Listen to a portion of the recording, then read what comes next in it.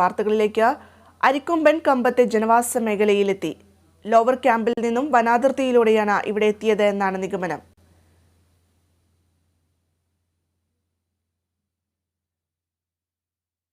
ഇന്ന് രാവിലെയാണ് അരിക്കൊമ്പൻ കമ്പത്തെ ജനവാസ മേഖലയിലേക്ക് ഇറങ്ങിയത്. അതേസമയം ചെറിയ രീതിയിലുള്ള അക്രമങ്ങൾ അരിക്കൊമ്പന്റെ ഭാഗത്ത് നിന്ന് ഉണ്ടായി എന്നാണ് ലഭിക്കുന്ന വിശദാംശങ്ങൾ.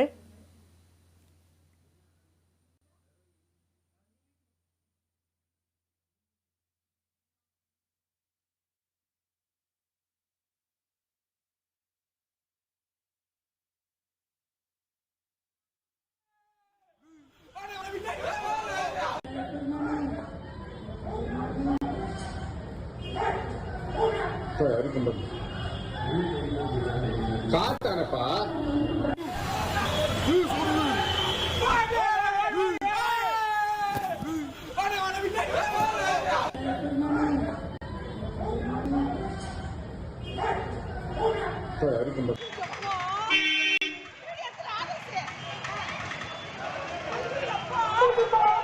ஐயோ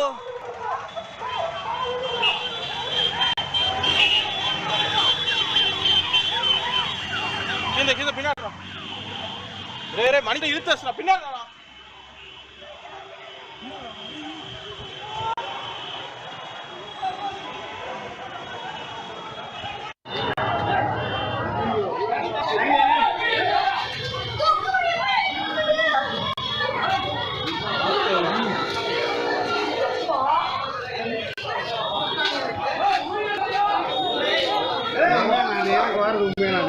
முரட்டானே இருக்கு. ஐயோ அப்போ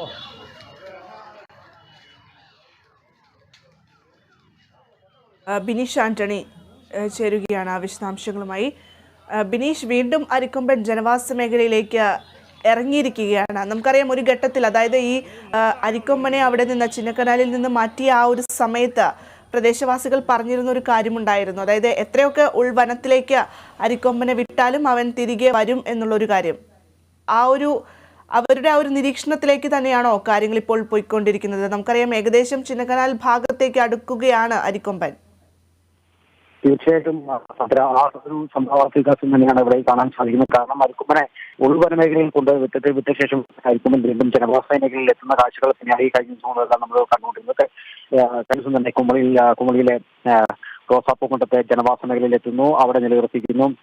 അതിനുശേഷം വനവകുപ്പ് സ്ഥലത്തെത്തി ആകാശത്തേക്ക് നിരവധി തവണ വെടിയുതിർത്തുന്നു. ഇതിനുശേഷം വീണ്ടും ആന ഈ സമീപത്ത് തന്നെ, അതായത് ഉൾവനത്തിലേക്ക് പിൻവാങ്ങാതെ തന്നെ ഏകദേശം ജനവാസ മേഖലയിൽ നിന്ന് 1.5 കിലോമീറ്റർ അകലെയുള്ള വനമേഖലയിൽ തന്നെയാണ് നിലയുറപ്പിച്ചത്. അതിനുശേഷം വീണ്ടും ലോവർ പെരിയാറിലെത്തുന്നു, അവിടെ നിലയുറപ്പിക്കുന്നു. ലോവർ പെരിയാറിന് സമീപം നിരവധി ജനവാസ കേന്ദ്രങ്ങൾ ഉണ്ടായിരുന്നു. എന്നാൽ അവിടെ നിന്നും ഈ ലോവർ പെരിയാറിൽ നിന്നും വീണ്ടും കമ്പമേട്ടിലെ ജനവാസ കേന്ദ്രത്തിൽ എത്തുന്നു. ഇതിൽ തീർച്ചയായും നമ്മളൊന്ന് കാണേണ്ടത്, ആന യാതൊരു പ്രകോപനവും ഇല്ലാതെയാണ് ഈ ജനവാസ കേന്ദ്രത്തിൽ കടന്നു പോകുന്നത്. ആളുകളെ ഈ ഒച്ചപ്പാടും ബഹളവും മാത്രമാണ് ഇടയ്ക്ക് ഒരു പ്രകോപനം ഉണ്ടാക്കാൻ ഈ അരിക്കൊമ്പൻ ഇടയായത്. കാരണം രാവിലെ എല്ലാം ദൃശ്യങ്ങൾ കാണുന്ന പോലെ അരിക്കൊമ്പൻ വളരെ ശാന്തനായി തന്നെ ഈ ജനവാസ മേഖലയിൽ നടന്നു പോകുന്ന ഒരു കാഴ്ചയാണ്. അതോടൊപ്പം തന്നെ കമ്പമേട്ടിലെ സമീപനെ ഒരു പുളിയൻ തോട്ടത്തിൽ നിലയുറപ്പിക്കുന്നു. ഇവിടുന്ന് വീണ്ടും വനവകുപ്പ് വാച്ചർമാർ ഈ ആനയെ നിരീക്ഷിക്കുന്നു. ഇതിനുശേഷം ഈ വനവകുപ്പിന് ഒരു പ്രത്യേകമായ ഒരു ഈ ഭാഗത്തു നിന്നും മറുഭാഗത്തേക്ക് അതായത് കേരളവും തമിഴ്നാടും അതിർത്തി പങ്കിടുന്ന കാട്ടിലേക്ക്, വനമേഖലയിലേക്ക് കയറ്റിവിടാമെന്നായിരുന്നു ഒരു നിഗമനം. എന്നാൽ ഇതെല്ലാം മറികടന്ന് ഈ കണക്കൂട്ടലെല്ലാം തെറ്റിച്ചുകൊണ്ട് തന്നെ വീണ്ടും അരിക്കൊമ്പൻ കമ്പമേട്ട് ടൗണിലെത്തുന്നു. ഇവിടെ നിന്ന് ഈ ആളുകൾ ബഹളം വെച്ചതിനെ തുടർന്നാണ് ഈ അരിക്കൊമ്പൻ എവിടെ നിന്ന് പ്രകോപനം വിരണ്ട ഓടിയ ശേഷമാണ് സമീപത്ത് നിന്ന് ഒരു ഓട്ടോറിക്ഷയ്ക്ക് കേടുപാടുകൾ വരുത്തി മുന്നോട്ട് കടന്നു പോകുന്നത്. ഏതായാലും ഈ ഏകദേശം 65,000 ആളുകൾ തിങ്ങിപ്പാർക്കുന്ന 67,000 ആളുകൾ തിങ്ങിപ്പാർക്കുന്ന ഒരു ജനവാസ കേന്ദ്രം കൂടി തന്നെയാണ് ഈ കമ്പമേട് എന്ന് പറയുന്ന സ്ഥലം. ഏതായാലും ഈ കമ്പത്ത് ഇന്ന് എല്ലാ ദിവസവും ഈ നിരവധി വ്യാപാര സ്ഥാപനങ്ങളും അതോടൊപ്പം തന്നെ നിരവധി തൊഴിലാളികളും ചരക്ക് വാഹനങ്ങൾ ഉൾപ്പെടെയുള്ള എത്തുന്ന ഒരു സ്ഥലം കൂടിയാണ്. നിരവധി കൃഷിയിടങ്ങളുണ്ട്. കൃഷി ഉൽപ്പന്നങ്ങൾ എത്തിച്ച് വിൽപ്പന നടത്താറുണ്ട്. ഈ മേഖലയെല്ലാം തന്നെ ഇന്ന് പൂർണ്ണമായും അരിക്കൊമ്പൻ ശാന്തമാക്കിയിരിക്കുകയാണ്. ഈ മേഖലയെ പൂർണ്ണമായി തന്നെ അടഞ്ഞു കിടക്കുന്ന ഒരു സാഹചര്യം തന്നെയാണ് നിലവിൽ ഇവിടെ. പൂർണ്ണമായും ഒരു നിയന്ത്രണം തന്നെ, അതായത് ജനങ്ങൾക്ക് ജാഗ്രതാ നിർദ്ദേശം തന്നെ, കൃത്യമായ ഒരു ജാഗ്രതാ നിർദ്ദേശം തന്നെ പോലീസും വനംവകുപ്പും നൽകിയിട്ടുണ്ട്. ദൃശ്യങ്ങൾ പകർത്താൻ ആനയുടെ മുൻപിൽ ആരും പോകരുത്, ആരും പുറത്തിറങ്ങരുത് എന്നുള്ള കൃത്യമായ ഒരു ജാഗ്രതാ നിർദ്ദേശം തന്നെ ഈ മേഖലയിൽ നൽകിയിട്ടുണ്ട്. അതുകൊണ്ട് തന്നെ ഈ കൃത്യമായ ഒരു ആളുകൾ ഇതെല്ലാം തന്നെ പാലിച്ചുകൊണ്ട് തന്നെ ഈ മേഖല തീർത്തും ദൃശ്യങ്ങളിൽ കാണുന്ന പോലെ തീർത്തും ഈ കടകമ്പോളങ്ങൾ പൂർണ്ണമായും തന്നെ അടഞ്ഞു കിടക്കുന്ന ഒരു സാഹചര്യം ആണ്. ചരക്ക് ഗതാഗതം ഉൾപ്പെടെയുള്ള വാഹനങ്ങൾ നിരത്തിറങ്ങിയിട്ടില്ല. തീർച്ചയായും ഒരു ഹർത്താലിന് അനുകൂലമായ ഒരു സാഹചര്യം തന്നെയാണ് നമ്മൾ ഈ ദൃശ്യങ്ങളിൽ കാണുന്നത്. ഏതായാലും അരിക്കൊമ്പനെ സമീപത്തെ ഈ കമ്പമേട്ടിലെ ബൈപ്പാസ് റോഡ് മറികടന്ന് സമീപത്തെ വനമേഖലയിലേക്ക് നിർത്തുക എന്നുള്ള ഒരു വലിയ ദൗത്യം തന്നെയാണ് ഈ വനവകുപ്പിന് മുന്നിലുള്ളത്. അത് കൃത്യമായി തന്നെ വനവകുപ്പ് പാലിക്കുന്നുണ്ട്. ആനയെ പടക്കം പൊട്ടിച്ചോ അല്ലെങ്കിൽ വെടിയുതിർത്തോ പ്രകോപനം ഉണ്ടാക്കാതെ തന്നെയാണ് ഈ ദൗത്യം മുന്നോട്ട് കൊണ്ടുപോവുക. അത്തരത്തിൽ എന്തെങ്കിലും ഒരു പ്രകോപനമായാൽ തന്നെ അത് വലിയ ഒരു അപകടത്തിലേക്ക് എത്തിയേക്കാം.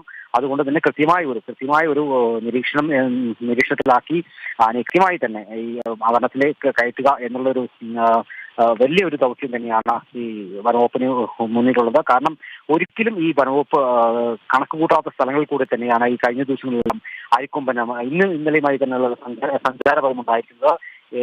വനത്തിൽ നിന്ന് 12 കിലോമീറ്റർ സഞ്ചരിച്ച് ലോവർ ക്യാമ്പിലെത്തുന്നു.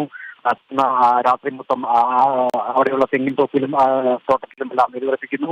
അവിടെ നിന്നും കമ്പഭാഗത്തേക്ക് നീങ്ങുന്നത് പിന്നീട് വനവകുപ്പിന്റെ വിവരം ലഭിക്കുന്നു. അപ്രത്യക്ഷമായി ജനവാസ കേന്ദ്രത്തിലെത്തുന്നു.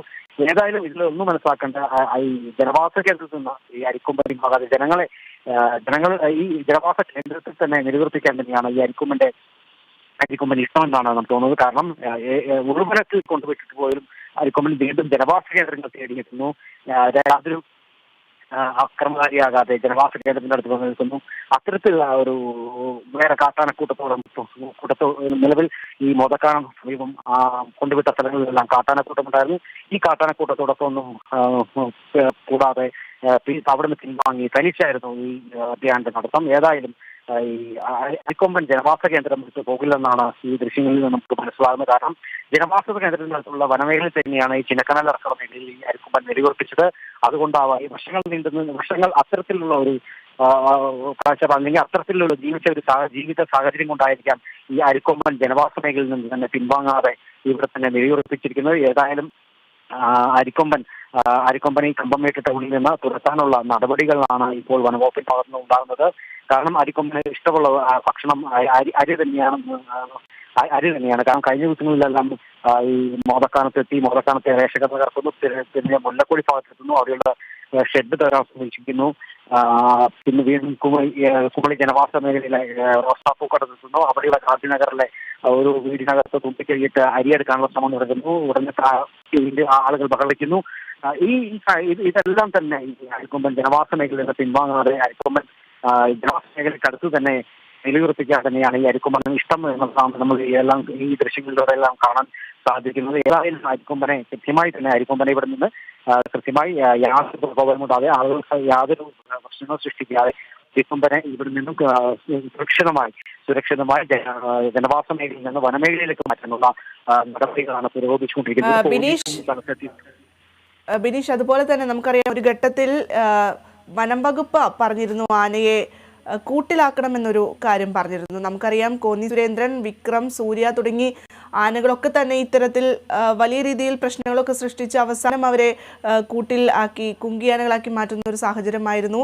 ഒടുവിൽ PT-7 പാലക്കാടിനെ വിറപ്പിച്ച PT-7നെയും അതുപോലെ തന്നെയാണ് പിടികൂടി പലതരത്തിലുള്ള പഠനങ്ങളും ഒക്കെ കൊടുക്കുന്ന ഒരു സാഹചര്യം കൂടിയുണ്ട്.